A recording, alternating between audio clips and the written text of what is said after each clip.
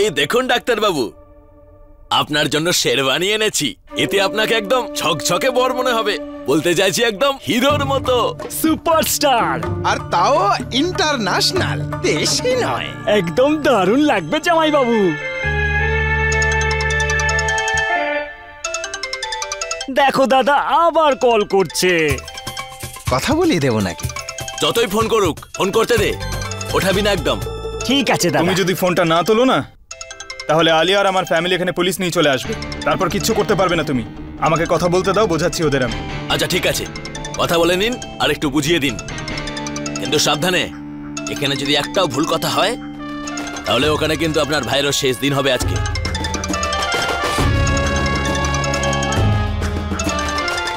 স্পিকারে।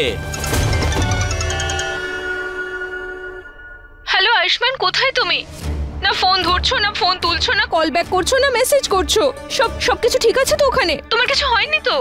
আমার খুব টেনশন হচ্ছে, তুমি তাড়াতাড়ি বলো কি হয়েছে। হ্যাঁ, কি আবার হবে? ওই আসলে আমি ড্রাইভ করছিলাম তো, গ্রামের নেটওয়ার্কের বিষয় তো তুমি জানোই, সেই জন্য কথা বলতে পারিনি।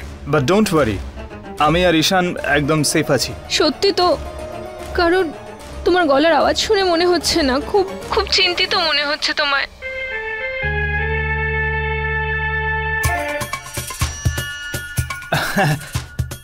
আরে না না, আসলে কাজের খুব চাপ ছিল তো, তারপর ড্রাইভও করতে হচ্ছে, তাই ক্লান্ত হয়ে গেছি। আচ্ছা শোনো, পুরোহিত মশাই বলেছেন নিয়ম পালনের সঙ্গে সঙ্গে আজ সিঁদুর পরানোর অনুষ্ঠানও হবে। আমার আজ যে কোনো অবস্থায় তোমার নামে সিঁদুর পরতে হবে। তুমি চিন্তা করো না আলিয়া, তোমার সঙ্গে আমার বিয়েটা অবশ্যই হবে। আয়ুষ্মান, তুমি এবার তাড়াতাড়ি ফিরে এসো। তোমায় একবার দেখলেই আমার মন শান্ত হয়ে যাবে। প্লিজ তাড়াতাড়ি এসো, I am waiting for you. এই আলিয়া কে জামাই বাবু? ও আমার হবু বউ। আর যদি চাও যে ও এখানে পুলিশ নিয়ে না আসুক, তাহলে ঈশানকে ওর কাছে পাঠাতে হবে, তাও সিঁদুরের কৌটো সমেত।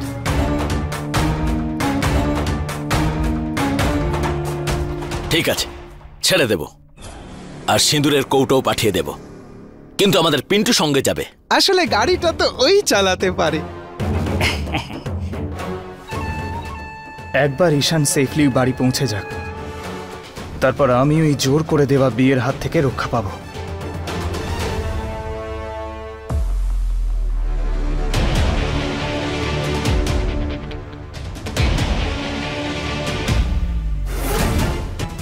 পুলিশকে কাপুরিয়া গ্রামে নিয়ে আয়। দাদা, ওনার নামে সিঁদুর যদি শহুরে মেম সাহেব লাগিয়ে নেয়, তাহলে উনিও তো ইনার স্ত্রী হয়ে যাবেন। ঠিক। তাহলে আমাদের গয়নার কি হবে? আমার মনে হয় এই সিঁদুরের কৌটো তুমি ফেলে দাও। হ্যাঁ দাদা, না থাকবে সিঁদুর, আর না আমাদের গয়না ডাক্তারবাবু থেকে দূরে থাকবে। আরে তোরা চিন্তা করিস না, যতক্ষণে এই সিঁদুরের কৌটোটা শহুরে মেম সাহেবের কাছে যাবে না, তার আগেই ডাক্তারবাবুর নামের সিঁদুর আমাদের গয়না স্মৃতিতে পড়ে ফেলবে। পাঠাতে দে সিঁদুর।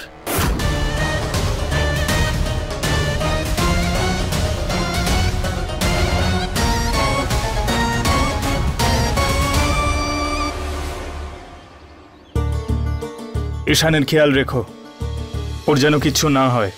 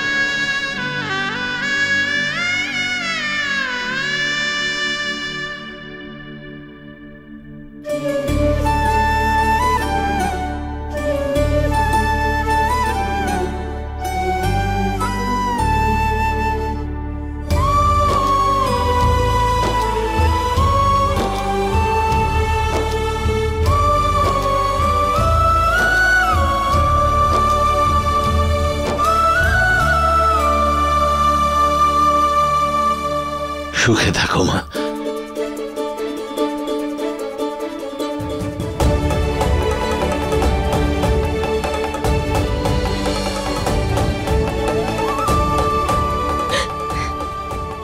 একদম চাঁদের মতো সুন্দর লাগছে আমার গয়নাকে।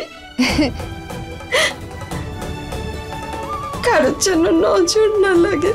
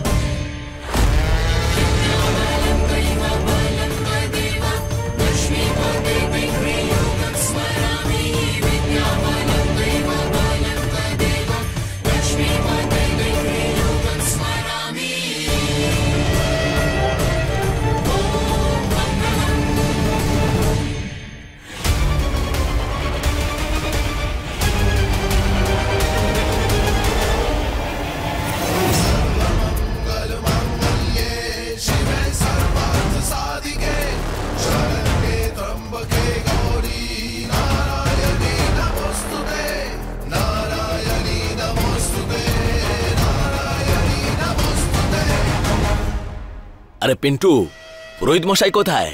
আসছে দাদা, আসছে। তাড়াতাড়ি বিয়েটা করাতে হবে। এত তাড়াহুড়ো কিসের? বিয়ের নিয়ম কানুন করতে হবে না?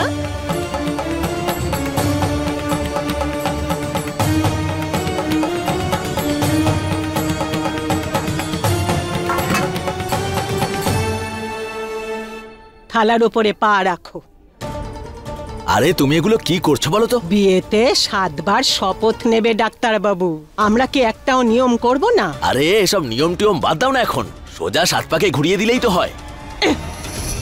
আরে কি করলাম কি আমি? জোর করে হবে নাকি? তাও আবার এত তাড়াতাড়ি? সবকিছু নিজের ইচ্ছেতে হচ্ছে।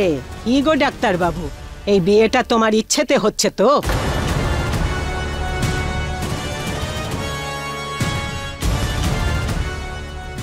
বলো ডাক্তারবাবু, জোর করে নয় তো?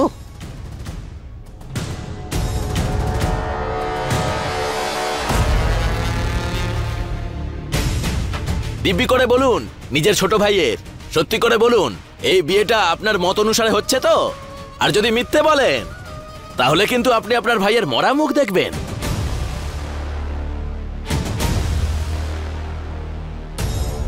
কি হয়েছে ডাক্তারবাবু? হ্যাঁ, এই বিয়েটা আমি নিজের ইচ্ছে করছি।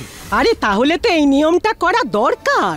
প্রথমে এই বাসনে ডাক্তারবাবু পা ধোবে, আর তারপরে এই একই বাসনে গয়না পা ধোবে। নাও শুরু করো নিয়মগুলো।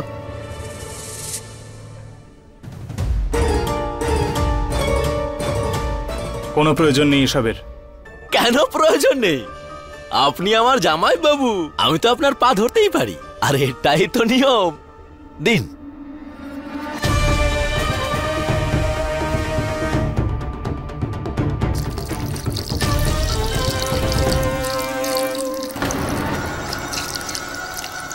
প্রথমে এই বাসনে ডাক্তারবাবু পা ধোবে, আর তারপরে এই একই বাসনে গয়না পা ধোবে।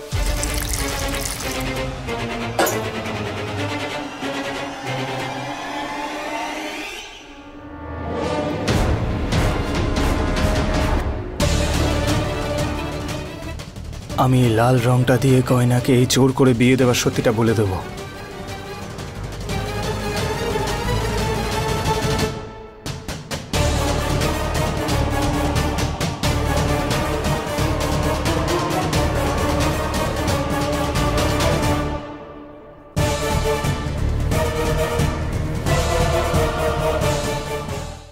তুই বাসনটা আমাকে দে, গয়নারও নিয়ম পালন করতে হবে।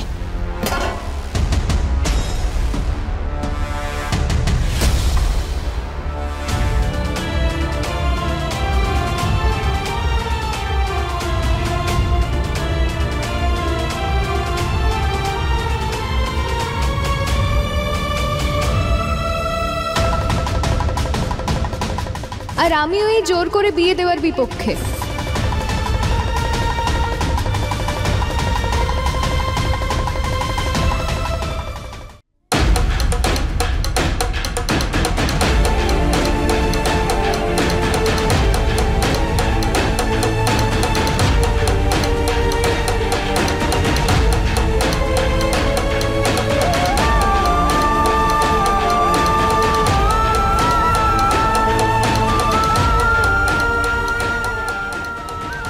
যখন এই থালাটা গয়নার কাছে যাবে ও নিশ্চয়ই পড়বে যে আমাদের জোর করে বিয়ে দেওয়া হচ্ছে, তখন ওই বিয়েটা করতে চাইবে না।